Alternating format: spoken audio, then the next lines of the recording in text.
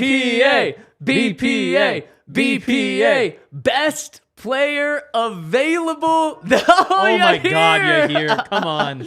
Best player available is the biggest takeaway from the Denver Broncos pre-draft press conference, but it went on for 50 minutes, 50 minutes. Welcome into the DNVR Broncos podcast, where we're going to break down all 50 minutes, give you everything you need to know. What was true? What was maybe a little hidden that the Broncos didn't touch on? Let's dive in after we give a shout out to DraftKings Sportsbook, our presenting sponsor. Use that promo code DNVR when you sign up. Of course, we're in Studio B, whereas Ryan would say stands for best player available. Wow. That's the biggest takeaway from this 50-minute press conference. Yep. Really, the only thing that George Paton and Sean Payton continued to just come back to time and time again. They wanted to make it very clear, Henry. They've done a damn good job. They didn't say that, but they've done a good job filling out the roster. They don't believe there's any glaring needs that the Broncos need to address with their first pick. They don't think that they have to trade up in order to get a starting center, in order to get a starting defensive lineman, in order to get any certain position or player. They think that they can get the best player available, and boy, did they just keep pounding that. Yeah, and that's what everybody says every single year at this time, and it's basically true. But just because of the way that we had looked at the roster, you wondered if maybe they would change things up a little bit. What everybody always says is that's what free agency is for. It's to go out there to patch up all your holes, make sure you got balanced rosters so that you can just go best player available at this point. But we look around and see like the center spot and say, like, could you need another center? The running back spot, maybe a running back would make sense. The DBs, the edge rushers, like there's points on the roster where we can see that maybe the holes haven't been fixed yet, but they made it pretty clear that they think that they have solved all the holes and can just take the best player. Yeah, and they were asked specifically about some positions. I thought Sean, he was asked by a new reporter on the beat, his second day on the beat. He was asked about, so do you feel like you need to address offensive line and defensive line in the trenches? I thought Sean was going to lose it on him and say, have you been listening? Open your ears, people. We're going to take the best player available. I mean, that's just how clear it was. And that's the thing that every team thinks. Every fan base wants to think going into a draft is, you're just going to get the best player available. You're not going to reach on anyone. I have not, and this is my 7th draft covering, 8th draft covering, something like that. I have not heard as definitive from a general manager, from a head coach in these meetings, just how much they're only going to focus on best player available. So I think you can lend a little bit more credence to that actually being their plan this time around. Yeah, well, and it's easier to hear more of it when they talk for an hour. Oh my goodness. In fact, let's just take you behind the scenes. So Henry, this was supposed to be a 10 to 12 minute press conference from what I heard. 10 to 12 minutes. They were going to start wrapping it up around the 12-minute mark. George Paton's just statement off the top was like 4 minutes. He threw it over to Sean, and Sean was like, nope, you got it all. Let's get into the questions. Yeah. You could tell Sean was like, we're already starting off on a long foot here. And then typically the PR department does a really good job of kind of navigating these things, saying a few questions left. And then, last question. But what Sean actually did, he looks up at a clock that's clearly behind the camera and goes, we're setting a record for the longest pre-draft press conference. This is going to be the last question. I mean, Sean Payton is just dictating everything that's going on in that building, which I think is a good thing. Sean Payton's being paid $20 million to run the whole operation. They traded a first and a second round pick to run the whole operation. So Sean wrapped up the press conference after we learned just a ton. So best player available. Anything else that we need to hit on there? I mean, trading up and trading down kind of fits into that. It does. It does in a way. I mean, they made it really clear what the philosophy is. And that's just that if they basically said that, I think it was last night, they went through and kind of figured out who they'd be willing to trade up for. I'm sure they figured out, what's the range, if we can get up 10 picks, if we can get up 15 picks, who are we willing to do that for? Think Jahmyr Gibbs' name was in there? I would imagine that, yes, it was. I mean, we're going to talk about him more today. There were some vibes there today. But yeah, so they talked about that. And on the trade downside, again, made the philosophy clear. If there's a guy that you like, that that, pick 67, we're taking him, but we think he's going to be there at pick 75, that's when they trade down. And they did make that pretty clear. Yeah, they did. And it was interesting. I believe actually the first question that was asked to them was about their differing philosophies. We broke it down earlier this week. Sean Payton likes to trade up. Henry said he's done it 24 times in his career. George Paton, on the other hand, likes to trade back and really accumulate picks, especially when he's in a position of only having 5 picks in this draft. So they were asked about those conflicting philosophies and is there going to be any kind of friction between the two? And boy, they couldn't have been more on the same page. You can clearly tell that these guys are either going to be, between Sean Payton and George Paton, an excellent duo, kind of the Mickey Loomis, Sean Payton duo that they had for 16 years there in New Orleans, or they're just in their honeymoon phase. But regardless of what it is, they're definitely seeing eye to eye right now, which is extremely important. Probably means that George Payton's going to be here after this draft as well. And then we'll see, after either the honeymoon period wears off, what happens there, or if they're just a match made in heaven and it was smart for the Broncos to keep George Paton around. But what I'm meaning by that is they really truly are seeing eye to eye right now in terms of trading up, in terms of trading down. The Broncos, an interesting thing, George Paton in the past, specifically last year when the Broncos didn't have a first-round pick, George Paton made it clear that the Broncos wanted to move around in order to get more picks. He didn't say that today. He said, we're going to be open to moving up, to moving down. So I think that maybe is a little bit of give from George Paton and kind of giving to Sean Payton and saying, okay, we don't have to just move down all the time in order to end the draft with 7 picks. They didn't say what an expectation was of number of picks they want to end with. When asked about, are you willing to trade future picks this year, players, didn't really address that. So kind of keeping it very open. And Sean Payton, very interestingly enough, made it seem like it's easy to trade around. Whether you're moving up, whether you're moving back, said it's very feasible. I think he even said, I don't want to say it's easy, but, and then essentially said, it's pretty easy to move around if you want to. So I think that does open the door to the Broncos moving up. And I think we kind of got that window by a few things the Broncos said. I think the Broncos could move up or down 5 to 7 spots. We're not going to see them move up in the first round unless it's for Jerry Jeudy. And we're not going to see them move back, 25 picks until they make their first pick in the draft. Yep. And going back, the Sean Payton, George Paton thing feels a lot like you said, the Sean Payton, Mickey Loomis relationship. I thought you were going to say it feels like us. Has our honeymoon period worn off? Whoa. Are we not meant to be for the long haul? Is that what you're saying? We're still here. Yeah, it's Can't ask for more than that. It's true. Hey, Ryan's not, so maybe his honeymoon period is worn off. Ryan got canceled, actually. Dang. Yeah, put that on the internet. It's been 4 days. People may believe you. It's true. And Sean Payton, he's brought up the Mickey Loomis thing and specifically saying we never disagreed. Like, by the time we made a decision on any draft pick, on any free agent, we never disagreed. Like, there were never fights. We were always on the same page. Yep. And again, the reason for that is because, they said we've been in the same room every single day until 9:00 at night for 3 weeks. They've already figured all that out. Yep. They're on the exact same page about what the value of this trade up is, what the value of this trade down is, how to rank all of the players. And there's still some little things that are going to change over the next week. And they made that part clear too, that they're not done figuring out what the order is going to be.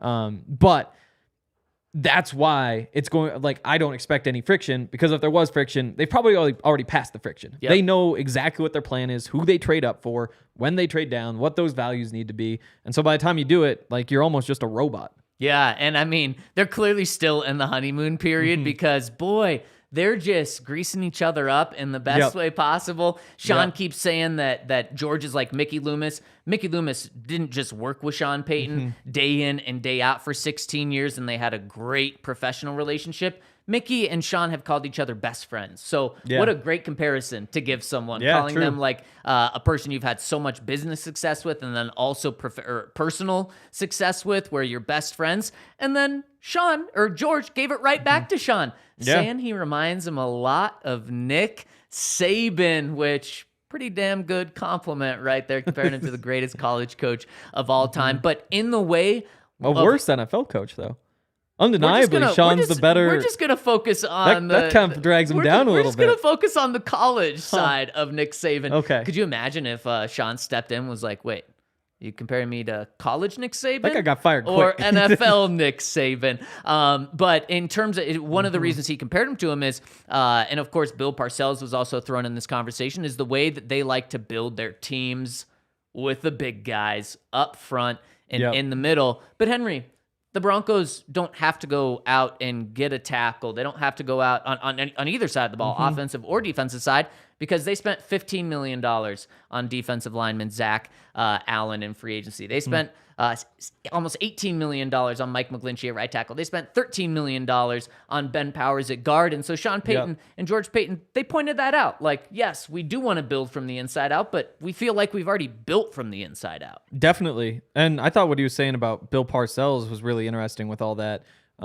It's kind of crazy because Sean Payton started out saying like, oh, wow, you know, I don't have time to give all my thoughts about Bill Parcells, an offensive lineman, and then talked about for like... He said, I'm going to keep this one short. And let me tell you, anytime a coach or GM says, I'm going to keep this one short, what happens? I mean, it gave like a 5-minute answer. It's very long. It was sick. I mean, like, I wish, like, in a different world where Sean Payton wasn't a busy man, we could get like just a full 1 hour, like Bill Parcells philosophy on drafting offensive linemen, because even just a little bit we got was pretty awesome. But again, so like he pointed out, you know, he was a young coach at the time. He got to see how Bill Parcells and the GM kind of talked about things, but specifically had prototypes they wanted for the position. And again, he simplified a lot of it, but just knowing what exactly does this player do? It's not, look, he's big and strong and fast. How does he fit in? But we need him to have a specific job. And we've talked about some of those guys. I guess was that earlier this week? Earlier this week, we kind of talked about that whole, you know, Isaiah Simmons being the best example of a guy who's like, look at him. How could you not draft him? But also, what are you drafting him to do? And because of that, so many of those guys underperform. But yeah, offensive line, he said that's one of those things he learned from Bill Parcells. That's what you invest in. You got to know what to look for. You know exactly what the prototype needs to be. And they think that they hit on all those. So I'm even more sold about those new offensive linemen than I was before. So now let me ask you this, kind of reading in between the lines here. Are the Broncos going to draft a center with their first pick? He was specifically asked about offensive line early in the draft, and like I said, Sean Payton shut it down, almost kind of blew up. You could tell he was frustrated. Like, have you been listening to what I'm saying? Best player available. But he talked about the importance, and clearly everyone outside of the organization thinks that center is really the only hole that's left, and it's the only hole, so that means it's a big hole on the offensive line. Sean talked about just the importance of the offensive line. Do you think that you can read in between the lines and say that there is an emphasis on center, or do you believe Sean back a couple of weeks ago when he said we view Lloyd Cushenberry as our starting center right now? I believe that. I do think that that's a place where you can upgrade, and I think they know that. I think that it's a lot more likely to take a center than a tackle, you know, if all things are equal, and especially knowing that that's where their draft pick is, that there are 3 centers who people are kind of just interchanging in different places. Centers typically don't go in the first round. Even the first half of the second round is really early. Yeah. I think there's a real chance that they say, wait, 2 centers off the board. We think this guy's the best, and he's still here. Yeah. And if that's the case, they would take a center. Are they going to look for a center because there's a perceived weakness at center, whether they think so or not? I'm not sold that they will, but I do believe that they think Lloyd Cushenberry is a starting center, and we both kind of disagree. But you know, if the case would be, yeah, well, look, Dalton Reisner's not getting any money. That's who is on his left side. Yeah. You also have Graham Glasgow on the other side, who's missed a bunch of time, or not Graham Glasgow, sorry, Quinn Miners on the other side, who's missed a bunch of time. We've talked a little bit about him. He'd never played in a 2-point stance in pass protection before, like a very raw prospect coming in who kind of worked his way there.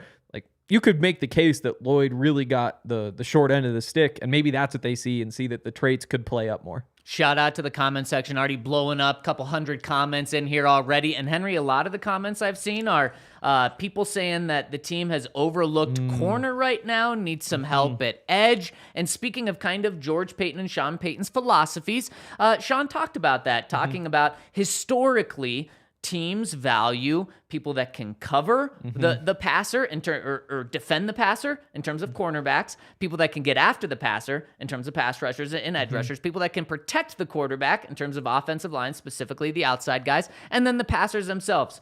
I think that's pretty obvious to everyone, and Sean Payton wasn't trying to break any news there, but if you believe Sean Payton saying historically, and he's going to buy into the historic part, well, then Sean Payton's giving some credit to cornerbacks, to the edge rushers, and he was actually asked specifically about edge rushers, and he kind of, I think that's actually when he brought this answer in, but he didn't really talk about if the Broncos need to add edge rusher. That open-endedness to that question, or to that answer, could mean, yeah, we want some edge guys. Yeah, again, like it's crazy how almost nobody got 2 questions today, and we still went almost an hour. Yep. But if we had, I'd be really curious to say, or to ask about the edge rusher. Like, are you willing to, like, you have a loaded room there, but also you need talent. Same thing with quarterback. That would have been where I would have gone first, actually, is like, would you consider drafting the quarterback just knowing you have Jarrett? Would you be willing to carry 3 on the roster? Because he might be. Yep. And then I also realized, I was like, I wouldn't actually ask that because I want to go back, because maybe he'd just say, yeah, we did that every year in New Orleans and I haven't checked. But yeah, I'd be curious what he does there. And I do think, I actually went back and watched the pre-draft press conference from last year. And look at you grinding. Oh yeah, grinding so hard. But one of the things George Paton was asked last year was, do you think that there's a cornerback in like day 2 or day 3 of the draft that could come in and play a lot of snaps for you, who could immediately be a part of that rotation?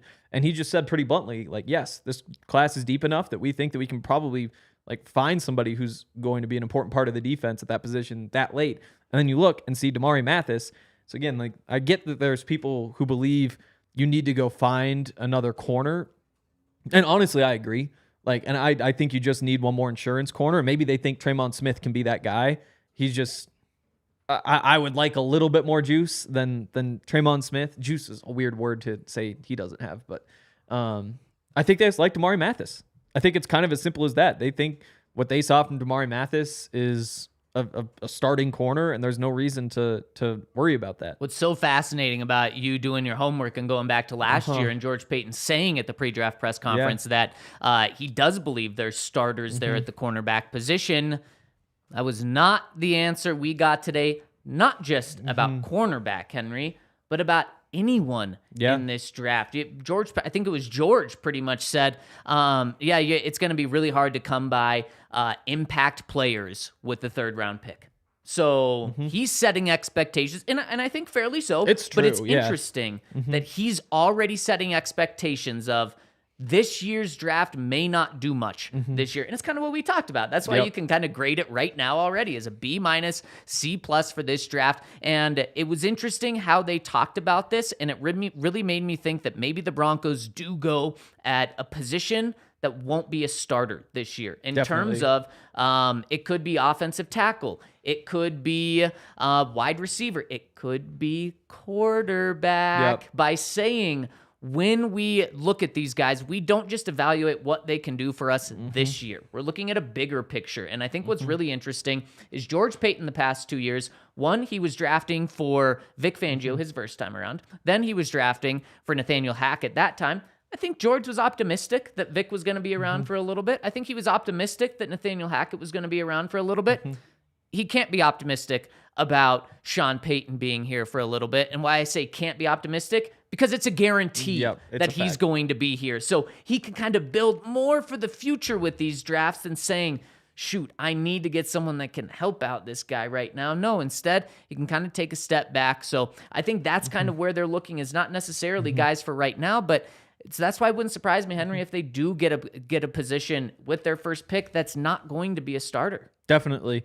And there's a couple of reasons why. First of all, if you draft a first-round pick, you expect that to be an immediate starter. Second-round pick, you're hoping that that's a starter at some point in the first season. Third-round pick, and definitely impact early on. Yeah, rotation immediately. And then third-round pick, it's like, if that guy starts as a rookie, congrats. Like, you just maybe not won the lottery, but came pretty close to that.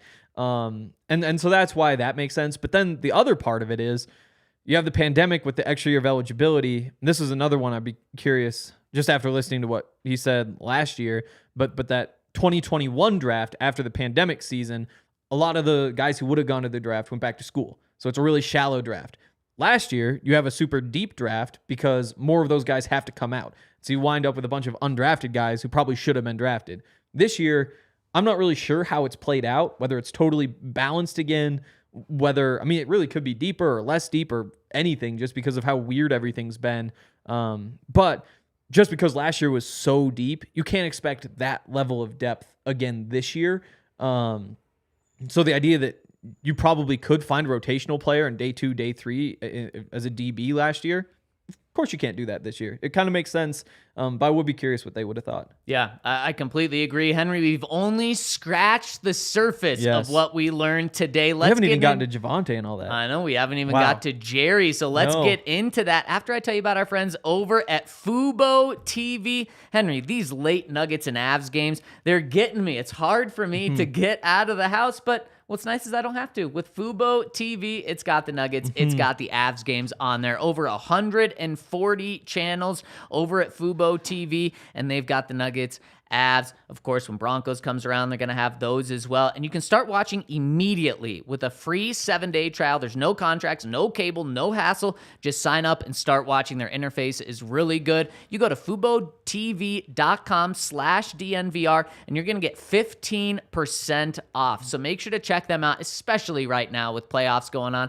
I believe we're in the middle of a 7-day stretch where there's playoffs Nuggets, playoffs Avs going on. And if you want to watch the Avs tonight, try to even up the series, check out our friends over at Fubo TV. That's FuboTV.com/DNVR. Scan the QR code on our screen as well, and you'll get 15% off. And also, because there's so much going on with the Nuggets and the Avs, make sure that you are on DraftKings. They've got different deals every day. It's pretty crazy. The way that I typically bet is like I just put a bunch of money in for like a week and say whatever I have at the end of this week is what I'm pulling out. That's like my strategy that I've been rolling with for like half a year now, and it's worked really well. But the way to do it is just say, okay, what are the boosts? I'm taking maybe not every boost, but just about every boost, saying, oh, I can make this parlay and get my money back as a free bet if I miss, or I get this sort of boost if I make this kind of parlay, or this sort of bet, or whatever else. There is so much going on DraftKings right now, and right now is also a good time to sign up because if you make a $5 pregame moneyline bet on any NBA game, you will get $150 in bonus bets if you get that bet right. It's an awesome promotion from DraftKings Sportsbook, which is an official sports betting partner of the NBA. And again, you can also score no sweat same game parlay every day during the NBA playoffs. So you put up to $10 down. If it doesn't hit, you get a $10 free bet back. If it hits, obviously, you just get to win a bunch of money, which is cool too. So make sure you open the DraftKings Sportsbook app, opt in, place the same game parlay on any NBA game. If it doesn't hit, you'll get that bonus bet. And download the app now and sign up with the code DNVR. You customers can make a $5 pregame moneyline bet and score $150 in bonus bets if that team wins. Only at DraftKings Sportsbook with the code DNVR. Gambling problem? Call 1-800-GAMBLER. In Massachusetts, call 800-327-5050 or visit gamblinghelpline MA. We are inconsistent in how we write the copy at this company. Really and so sometimes I assume typo. But yeah, if you're in Massachusetts, call 800-327-5050 or visit gamblinghelplinema.org. In New York, call 877-8-HOPE-NY or text HOPE-NY, which is 467-369. In Kansas, call 1-800-522-4700. On behalf of Boot Hill Casino and Resort, in Kansas. Again, we could have used a comma instead of period, but whatever. 21 or older in most eligible states, but age varies by jurisdiction. Eligibility restrictions apply. See DraftKings.com/sportsbook for details and see state-specific responsible gambling resources. Take a deep breath, Henry. No, I can't. Ready? Lungs. Jerry. Because you guys love the BPA chant so much, clearly the chat was all over it when we started the show with that. We had to start with the Jerry chant to start the second segment, and we did get some more comments on Jerry Jeudy. The last time we talked to George Paton and Sean Payton completely shut down the idea of trading Courtland Sutton or Jerry Jeudy. George Paton shut it down. I wouldn't say he was as strong last time when we talked to him. Today, I think you guys need to hear it straight from George's mouth, talking about Jerry Jeudy, because I don't want to be perceived like I'm saying one thing and George said the other, or vice versa, or whatever Henry thinks as well. So I want to hear exactly what George Paton said when he was asked about Jerry Jeudy's fifth-year option, and he was asked, could anything in the draft change the way you view Jerry? And this was his answer. In a second. Yeah, I mean, I think I spoke at the owners' meetings. We're really high on Jerry. We don't anticipate doing anything with Jerry. Jerry finished strong last 5 games, over 500 yards. He was one of the top receivers in the league, like you said. We like Jerry. He's going to be here. All right, I hope you were able to hear that. We weren't able to hear that. But what did you think of that? Because I thought if he had just said the second part, then no questions about it. Jerry's going to be here. No worries about it. But he did at first say, like, we really like Jerry. We think he's going to be here. I thought the door was left a little bit open. I'm not trying to create drama and say that Jerry Jeudy's absolutely going to be traded, but I still think we kind of stand where we stood a month ago, where we stood 2 months ago, that if the Broncos are given the right deal, which is a lot, they want a first-round pick for him, which is a lot, then they'd be willing to move him. But right now, they don't expect to get that because, Henry, they haven't got that in a couple of months. That's no disrespect to Jerry now. That's that's no disrespect to Jerry. A first-round pick would be huge. And Jose saying, can we put the Jerry talk to rest now? Please. If that's how you took it, then sure, you can. I just think that the door's left a little bit open.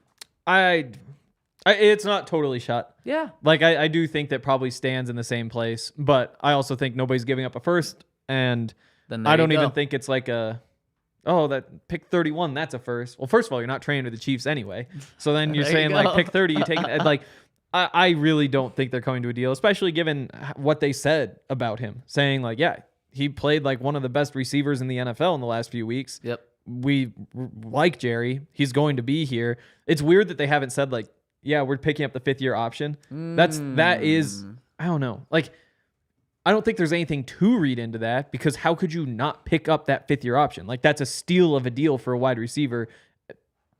So they're going to do it. Why not just say that you're going to do it? Especially, I get it. A couple of months ago when we talked to him at the Combine, it's like, oh, we're not even getting close. Yeah. We're still months away from there. But now we're 2 weeks away from the deadline to pick Jerry Jeudy's contract up. To me, you have to pick it up, especially if you trade him or not, you pick it up, because a team that trades for him is absolutely going to want Jerry Jeudy on a 1-year, $12 million deal the following year. But if you keep him, you absolutely want him to be on the team for next year at that first-year or that 5th-year option. So to me, Henry, it's a no-brainer. It's just fascinating that they're just not willing to say it right now. Yeah, I think truly, the only thing to read into that for me, if you want to read into it, why they won't commit to it, is if they just want to give the option of a team that would potentially trade for him, that option to pick it up. But again, a team's not going to trade for Jerry Jeudy and then not pick that option up. Yeah, and a team's just not going to trade for Jerry Jeudy. And I think the reason we've just heard so much about the trades for Jerry Jeudy or Courtland Sutton is just because there's, like, who else is anybody going to trade for? Like, there's nobody else on this roster that there could be trade rumors about, and you just know that they're short on picks, and you know that they're a 5-win team, and when you win 5 games, you try to trade pieces, especially when you're short on draft picks. But you go through this roster and say, okay, who could they try to trade? It's like we've talked about, could they trade Jonathan Cooper? You're not getting national media talking about that. It's a 7th-round pick. There's only a few guys on the roster, and that's why it keeps coming up and keeps coming up. But yeah, I mean, they are not trading Jerry Jeudy, and there's no. It makes sense for a lot of reasons. Like, we saw the way he played, and did he turn 23 yet at that point? I think he had. I think he was 23 by the end of the season. Like, that's Jerry Jeudy's gonna be a Bronco, and they're gonna give him the 5th-year option because paying him $13 million or whatever, a little less than that, it's a steal. Like, it will be nice because 1 week from today, no more Jerry Jeudy trade talks. It's dead. In almost 1 week from today, and 1 week and 8 hours from today. Okay, 1 week and 8 hours, which is going to still be that day. Another J on the team, specifically on offense, Javonte Williams. Henry, you asked them about Javonte Williams and where he's at right now and if they need to draft someone in the draft for him. And George said that Javonte is rehabbing. His rehab's going really well, but they're not sure when they're going to have him back. He does expect him to be back at some point this season, which is good news that they're not ruling him out for the entire season. Maybe the biggest news of the day. But he also wasn't saying that he's going to be back at the start of the season. Was very hesitant to put a timeline on it. Yep. He said he'll be back this season. We don't know when. Which, again, that's the first kind of movement that we've had since they've said, like, yeah, he could be here. He could be there. Like, there's our first hard. He will be back this season. We just don't know when. Again, they went back to BPA. But so I asked George about it. Sean took the mic and had some notes there as well. And he basically said, you know, we're going BPA. We're going with the best player available. But just because we have Javonte doesn't mean we can't add more. He brought up when they signed Adrian Peterson and had Mark Ingram with the Saints. And what they do? They traded up for Alvin Kamara. And again, that wasn't something that they had planned to do. Well, I guess it was on their board. It was on their list. If he's still there at this point, how could we not do it? He was there at that point, traded up, went and got him. And if that means you have three, that means you have three. And you figure it out from there. So they didn't shut that door down. You brought up Jahmyr Gibbs before. I mean, that feels like the guy, right? Like that feels like the one who really fits into all of this. It's that Alvin Kamara. It's, we don't need a running back. Although I think they do. But in their mind, they could say, we don't need a running back. But boy, there's this guy here. And he's a first-round talent in my book. Because he's a running back, there's a chance that he slides into the 40s.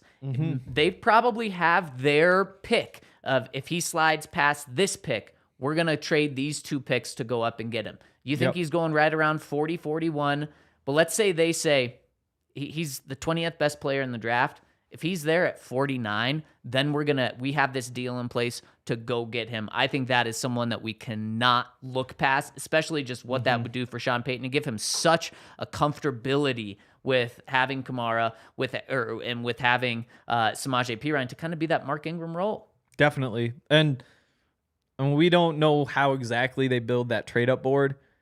He's got to be on it. Like, no matter how you kind of slice it, like he's in, whether they just say like, okay, there's only these positions we're willing to trade up for just because anybody else we're trading up to get somebody who's going to ride the bench. If they say like everybody's on that list, everybody has a spot where we take them. No matter how they do it, Jahmyr Gibbs is one of the guys who they would trade up for.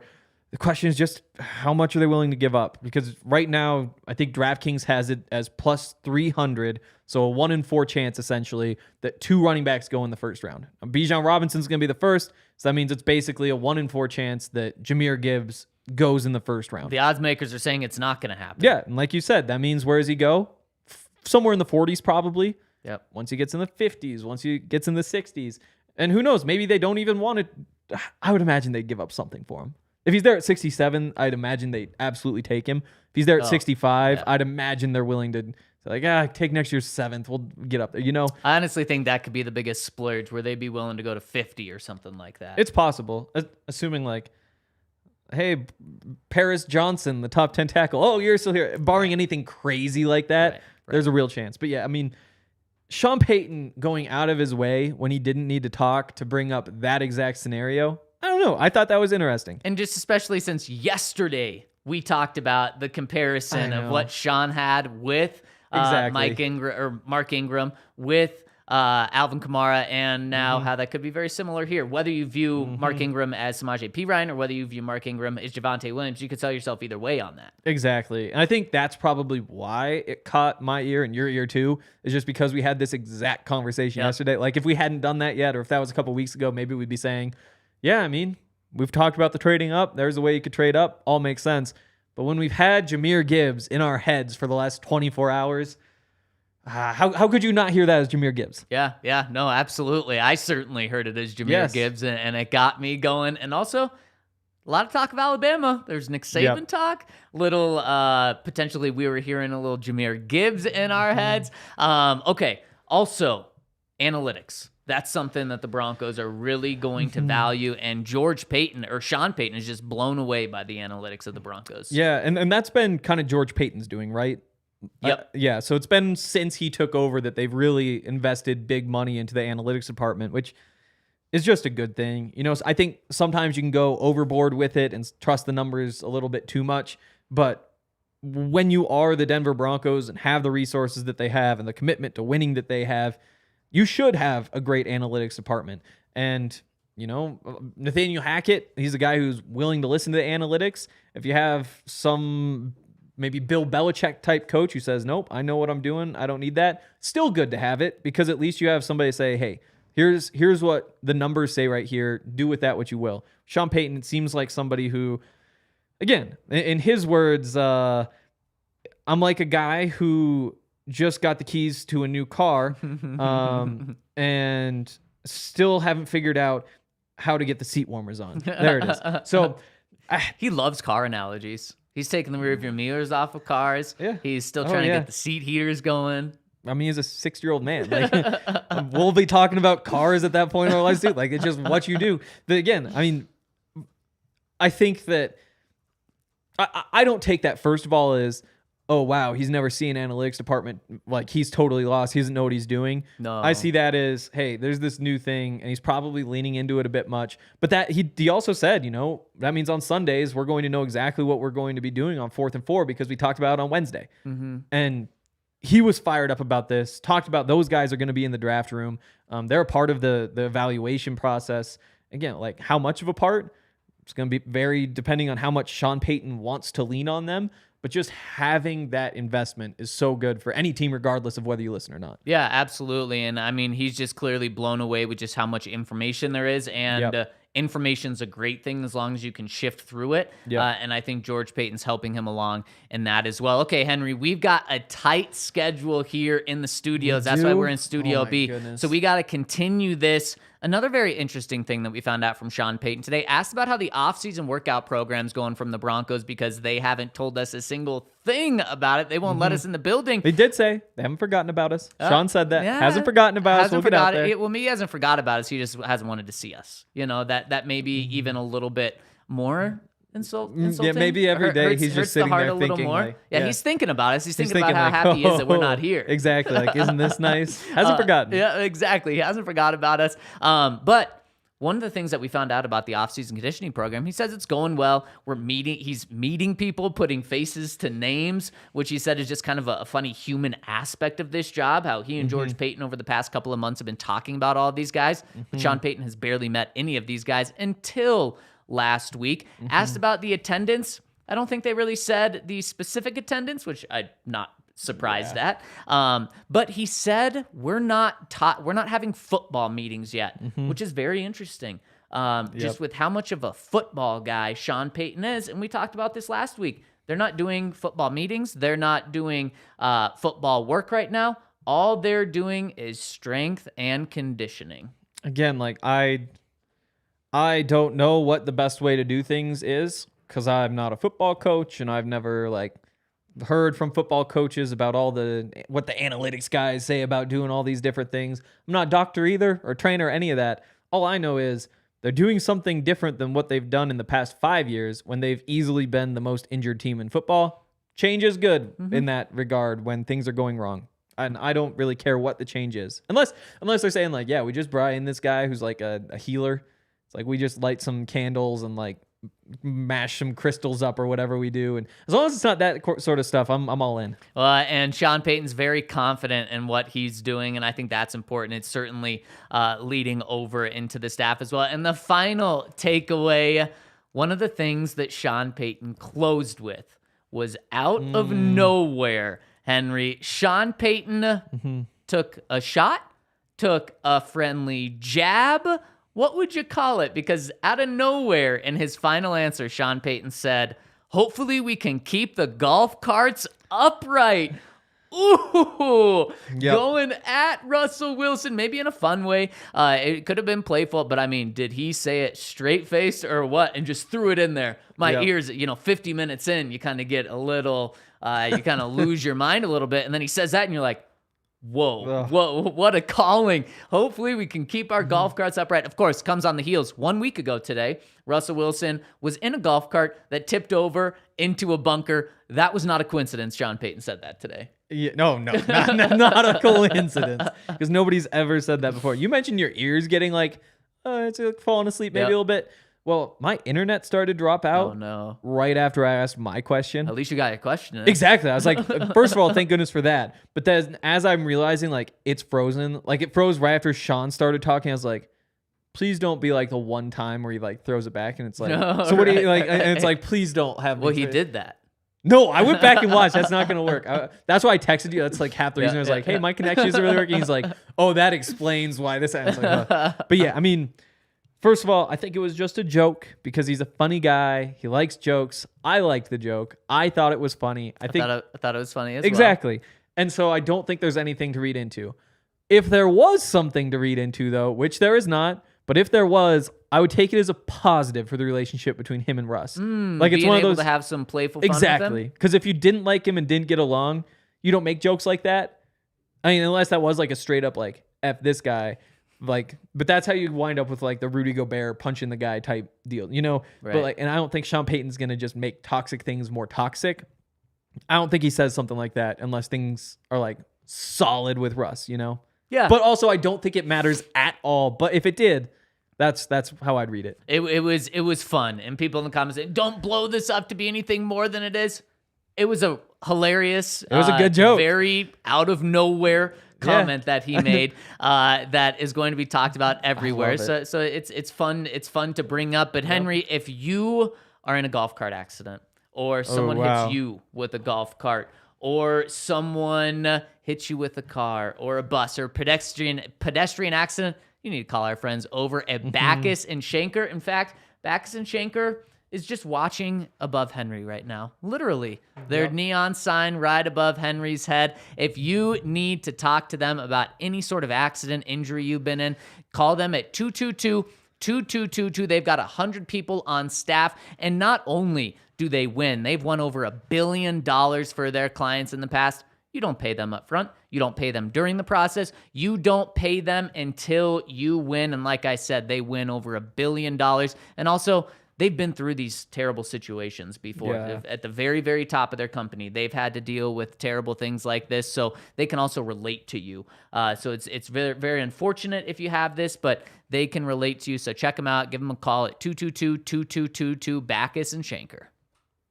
And also, if you're looking at that Backus and Schenker sign, Backus, sorry. Yeah, and I know it's the first time I've ever said it that way.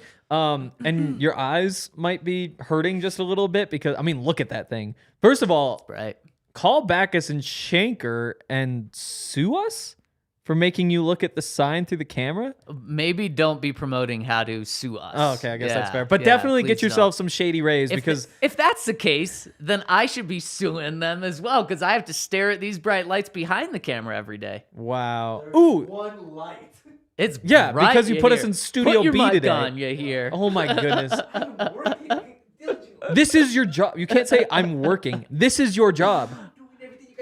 Henry, you can't have a conversation with Yahir. He's not talking back. I mean, everybody can imagine what he's saying. Just some like nonsensical. You can hear me on the mics because we're so close. I know, because you put us in Studio B with one light. There you go. I guess we can count that as two. If you guys love this infighting, give us a thumbs up, please. It's gonna be out fighting soon. But yeah, get some shady rays because it's really bright in the world, and so you want to protect your eyes from the sun and from all the different things that are also bright, like that light and that light. The wind, I guess that counts as the sun over there. They're great sunglasses. They're all polarized, which is awesome. And if you use the code DNVR, you can get 50% off 2 or more pairs of polarized sunglasses. They're rated 5 stars by over 250,000 people. They have a lost and broken replacement policy, which means if you lose or break them, they won't ask any questions. They'll just send you a new pair. Awesome stuff. And again, also, if you don't lose or break them, you can exchange them for 30 days for free. That's cool too. But Shady Rays, code DNVR, 50% off 2 or more pairs of polarized sunglasses. Solarized, I like that. Doesn't that actually? It makes way more sense than polarized. Makes a lot of sense. Yeah, way more. Yeah, but that was polarized. Henry, genius. You just came up with it, especially for Shady Rays. Wow. Shady Rays solarized. Wow, solarized. Damn. We got solarized something. Let me think about what that means We've kind of first. solarized this room. We've blocked off the window with. Wouldn't that be unsolarizing? No, it'd be solarizing because we get polarizing, you're protecting yourself from the sun. So solarizing would be the same, and there's no sun coming through those windows with 2 massive pieces of plywood blocking the windows. Is that Now it? we just tint those windows. Yeah, Henry's really bothered by the window behind me. I mean, look at it. Just It's just having, glowing. Oh, yeah, here even agrees. Look, we're all coming along and agreeing right now. Yeah, that means I must be wrong. This is great. Look at this. Happy times right now. Speaking of happy times, this is a big show for us because finally Broncos stuff talking about. The chat is absolutely popping off. But the thumbs up isn't really popping off yet. If you guys could hit us with the thumbs up, guys and gals, hit us with the thumbs up. We'd really appreciate it. It really helps us, especially kind of this slow time of the year, especially when we've got a big show on deck for y'all. Really helps us. If you're listening on the podcast side, subscribe, hit us with a 5-star review. All of that is free, and we really, really appreciate each and every one rolling with you or rolling with us today. Henry, there was one more takeaway that we need to get to. The very last question was asked by someone and they said, Sean, I bet you did not expect for the first question about quarterbacks to come 50 minutes into the press conference. And I took offense to that. Wow. Henry, I asked a question about a quarterback about 5 minutes in to the press conference about John Elway. Yep. And it was interesting because, of course, this is the first time we've talked to Sean Payton and George Paton since John Elway officially stepped away from the team. George Paton gave a very good answer about how John's helped him a lot, meant a lot to this league, yada, yada, yada. Sean Payton said, yeah, he's got an office here. We see him all the time. He's in here. Gonna lean on him. And he's still gonna be helping out the Denver Broncos. Yeah. But then he also said, yeah, and I hope John enjoys retirement. But kind of some conflicting information there about John. See, I didn't hear he's going to be helping out the Broncos. I heard he's going to be around. Yeah. Which I think is more of it's John. Like, he's on the sideline whenever he wants to be on the side. Like, he's around. And not necessarily I took it inside the building. Oh, not just interesting. at games on the sideline. Okay. Interesting. And one of the things that John said when he, I believe with Mike Kliss, had the interview where he told him that he was stepping away from the team, he said, I'm always going to be there for those guys. And George made it clear that he's still relying on John in some ways. So you heard that one. I didn't hear that one. I did. He actually, I think, said it twice. I think he circled back and said it. I'm still leaning on John, and John is still going to be a resource for me that I lean on. I think he said it twice. Really? And then Sean also pointing at it. I think it's more so just a tip of the cap to someone who's meant more to this organization than anyone in the past. But I also think it means that John is not getting paid by the Broncos. He does not have an official title by the Broncos. But there's a chance they kept an office for him just because he's meant that much. And I believe a couple of other teams have done this with their people that have meant so much to them in their organization, is that John Elway can just always go in the building, and if they need some help, they may call him up. So I think that's even a really cool little thing for John to have, maybe for the rest of his life, is just the ability to always stop by and have some place to go with them. Yeah. And speaking of offices like that, so Tommy Lasorda, you know him? Yep. Oh, you do? Okay. Yeah. See, I was wondering because I felt like that was kind of on the line. But he was like the manager for the Dodgers for, I was trying to pull up, 20 years. That's insane, first of all, to run the Dodgers for 20 years. Yep. And I've been with them for forever and was a pitcher and all that stuff. But Hall of Famer, all that. They kept him, they gave him an office. And so I won a scholarship, went out to LA when I was in college. And one of the things we did was we just got to hang out with Tommy Lasorda in his office for 15 minutes. And it's overlooking Dodger Stadium before the game. He had just turned 90. That was his 90th birthday. And so he's walking in and everybody's taking pictures. It's LA, Yeah, so he gets the crowd and he's limping in. That was crazy though. And it makes sense that a guy like that, you say, hey, here's an office for you. Your same office you've always had, and you feel free just to come back and be around as much as you want, because at that point the Dodgers were kind of the underachievers. It's how have they not won a World Series in forever? They've spent and now they're good or whatever. But it makes sense for the Broncos too. Keep John Elway around the building, around the stadium, around the community as much as you possibly can. And by saying, yeah, here's an office. Guess what? What's your favorite whiskey? We'll put that back there too. Like that's what you do to keep people around like that. Yep, and I absolutely love that, and I think that's the way John Elway should be treated, and I like that Sean Payton is embracing that as well. And John also knows a lot of football, so if he's around, ask him a couple football questions. So I love just having him a resource and just giving him a home there. Okay, Henry, let's dive into our player profile series. A week away from the draft, we're still looking at some players, and today let's look at defensive end Zach Harrison out of Ohio State. Yeah, so he's one who, again, 5-star recruit. Like you love that. Of course he is. He went to Ohio State. Now he's a draft pick. But he was the top defensive lineman in the country coming out of high school. Yeah. I mean, he just an absolute freak. I can't see exactly what I wrote. Physical tools. Not totally freak, but physical tools. There you go. Basically the same thing. The production obviously hasn't matched that. Y'all guys flipping me off. I just don't think just because you're not on camera you get away with that stuff. He's doing it with a smile too. I love it. You were smiling too. You're laughing. But so Zach Harrison, obviously, like if he had produced to that level, he's a first round pick because he has all the tools. You look at 6'5", 274. I mean, geez, like what more could you be asking for? Probably fits best as a defensive end in a 4-3. Would be my take. But again, there's plenty of things that you could do with him. If you want to say like, look at him like that can just be Bradley Chubb. I don't think he spent too much time playing going backward, but again, what were you getting out of Bradley Chubb in coverage? What do you expect out of Randy Gregory in coverage? It's just a thing that you have to do sometimes when you run a 3-4. The other option is say, maybe you don't even have to put any weight on him. Maybe you could just say, we can play him as a 3-4 defensive end. We'll structure the defense so he's playing on the edge. And again, like, that's something that you worry about in the first year or two and say, he hasn't really done too much of this exactly.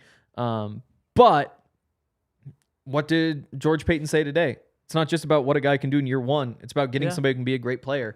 And once he figures out his game, assuming you can teach it to him, I think he's going to be fitting just fine in any scheme. And with the tools and the strength and the size and all of that sort of stuff, he's going to be a good player. And I guess real quick, just because I said not the most productive in college, 3.5 sacks this year, 2 sacks year before, 2 before that, 3.5 year before that. And 3.5 is a true freshman. You see that and think, wow, this guy's going to be a freak. 8 tackles for loss last year, which is a decent number. Again, it's not like he did nothing. It's just that if he was a little bit bigger and stronger, he would have just mauled everybody. If he could have just played straight up on the edge and been a little bit faster, quicker, his game would have translated. He is somebody who you need to refine things with, and you need to work on the tools, just work on the traits a little bit, to work on the skills a little bit. You'll figure it out. But a good pick. And I think he just got mocked to the Broncos, right? I don't know. I haven't seen that. Probably, though. I mean, a lot of mocks out there. And Henry, you do a good job laying out what Zach Harrison is.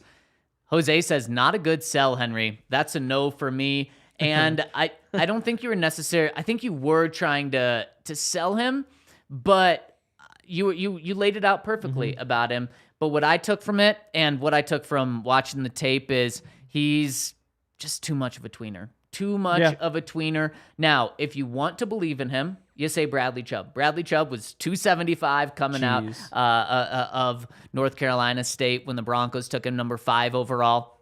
6'5". Zach Harrison, 6'5", 274. So you can say that, he can just be the next Bradley Chubb. But when you watch him play, he's always got his hand in the dirt. He's always a true defensive end. He's truly a down lineman. And I don't think that he would be a defensive end for the Broncos in a 3-4 because you kind of need to be closer to 300 pounds, and he just doesn't play that way. He does play more like a pass rusher, but I just think he might be too big to kind of be that outside linebacker. Just the way his game is, it really does fit a 4-3 defensive end. And so for me, even if he is able to develop, I just don't see it in a 3-4 with where the Broncos are. So for me, I'm going to have to pass here. But if you want to be optimistic, you do say that he's Bradley Chubb, going to be that big size pass rusher. Yeah. Now, one of the things, and really quick, if you want to be optimistic about him, you say that there is maybe not the most production, but there still is some production. His production really reminds me of Randy Gregory, not just in the stats, because it's not like the sacks are huge, but the forced fumbles are huge. The tackles for a loss are huge. Always being around the ball is huge. That's exactly what Randy Gregory is. The sack numbers for Randy haven't always been up there, but when he plays, he's like leading the league in forced fumbles. We saw that until he got hurt in the first 4 weeks last year. He's really long like Randy Gregory, but to put it into comparison, Henry, how big is Randy Gregory? Just like, is he a normal size outside linebacker? Is he big? To me, he's like a massive physical specimen. He is massive. So he is a massive dude. Zach Harrison weighs 30 pounds more than him. Yep. And that's just when you're kind of in that territory saying a guy weighs 30 pounds more than someone else. That's when you're like, okay, they probably play different positions. And that's kind of where I'm at with Zach Harrison. Yeah. And again, I tend to agree. Like if they draft him, it also kind of makes sense because you're like, wow, this is a really freak athlete. But one of the things that, let's see, I think it was, we talked about this before. It was Sean Payton who said, whenever you draft somebody, you know what role you are drafting them for. You don't draft him and say, we'll kind of figure out what it is. You say, this is what we draft him for. And they'll say, we're either putting him at defensive end or we're putting him at outside linebacker. And that's a decision they probably already made. Probably made weeks ago. Say, this is what he is. Definitely. And they'll say, oh, he's a defensive end. Well, at that, he is whatever on our board. And maybe that's a 5th round pick because they think that as a defensive end in this 3-4 defense, you'd rather take all these guys in front of him, Outside linebacker, it's the same thing. So they'll figure out where they'd put him and rank him based on that, which again makes sense, but they pretty much made that clear today. But if they do think he has the traits, I mean, you could put him at outside linebacker. I still think I'd probably put him at defensive end in this defense. I mean, Calais Campbell coming out, 6'8", 282. And so that's kind of the mold that I think you'd be getting. To me, he doesn't seem like a guy that, at least that from the film I watched, and I'm certainly not watching the 1,200 snaps per player that the Broncos watched last night. I'm a much more limited sample size, but he seems more of a pass rushing defensive end than necessarily a run stuffing defensive end. You kind of have to be that run stuffer if you're going to be that 3-4 defensive end. But I think you'd have him out there for third downs. I think that's the first thing you'd look at is say he is our pass rushing interior guy again. And if they think that he has the skills to actually be successful at that, which they might say, we just haven't seen enough to bet on it. Sure. But I do think that, to me, he hasn't really given enough hints that he can be a dominant edge rusher. You're probably saying maybe even you hope that he's more of a run defender out there. But I do think that with that sort of length and just the size and strength, he should be able to hold up in the running game and provide hopefully a bunch of juice is what you're hoping for in the pass rushing game. Also, I went back. It was it's Jordan Reed from ESPN. It was his mock draft from 2 weeks ago now, so not super recent. But he had the Broncos taking him at number 67. There you go. So a potential link there. I just personally don't think that matchup makes sense. But what does make sense is hopping into the comment section, hitting the comment that we've got on the website from the count says, rank yourselves. Which of the following competitions would you have the best chance at winning versus former Broncos? These are difficult. Wow. An 18-hole round of competitive link-style golf against Johnny John. I am not beating him at that. Okay. A 3-game set of 10-pin bowling versus C.J. Anderson. Nope. He bowled like a 283 or something. He's like borderline professional bowler. Yeah, at least not beating him when at he was that. at the Broncos. Or a timed Rubik's Cube competition versus Calvin Anderson. So that's definitely not it. I vaguely remember him being a Rubik's Cube guy. Vaguely. You're close. You're getting there. Vaguely. There you go. See, and I was told you don't make that sound. Vague. It's like bag. There you go. I was taught to say bag, so I thought it'd be vague. Like how it's bagel, not bagel, but everybody says bag. I don't know. I'm working on it. But yeah, I mean, I'd imagine he's really good at that. What? The Rubik's Cubes? That's like a thing? Calvin Anderson? Yeah, he makes sense. He can do it behind his back in like 10 seconds or something. It's something wild. He's super smart. I would not win that. I would not. I don't think it's it's just one game of bowling. 3. See, that's the tough part. Is like, because he posted the thing this week that was like a 203, a 205, and a 283. If it was one game, sure. I was like, maybe he slips to 190. Maybe I get hot. It's true. Golf, again, if it was one round, John gets me. I think I got to go bowling. That's exactly where I'm going for. I guess not the exact same reason as you. I'm going bowling because I think my best game of bowling ever was like in the high 100s, and I'm not saying I'm consistent that, but I have done that before, and I think there's a chance CJ in one game, and I guess I have to say in 3 straight games, would bowl a 180 or something. Somehow I get so lucky. I've golfed only a couple of times in my life. John Elway's definitely going to beat me. Yep. And then also on top of that, I've never tried a Rubik's Cube, so there's just zero chance that I would beat Calvin Anderson in that. Yep. So my grandpa used to be a member of Valley Country Club. Okay.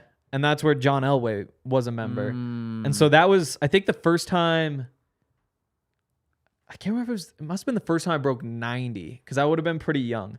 So I got down to the 80s. Maybe, but it was like an 86 or something. I think I tied my dad. Maybe I beat my dad in that one. Point is, I played that course really well. And that's where John played a lot. Okay. But then he wound up going to Cherry Hills when Cherry Hills got the like the BMW championship. Yeah. So that was like the one PGA event here for a while after not having one for forever. And then there was for a little bit. It's gone now. So that he was like the voice of that or whatever, the face of that, and did like the PR stuff. But he went over there. But I think I've heard that he's actually at a different country club now, which might not be true. Point is, I have played the same course that he plays. I have a decent track record there. I don't think it's enough to beat him, but maybe. Maybe. That'd be fun to find out one day. And a super chat coming in from Behad Moon says, who on the roster is next year's Alex Singleton? What a great question. Wow. Something we'll definitely dive into more in the offseason.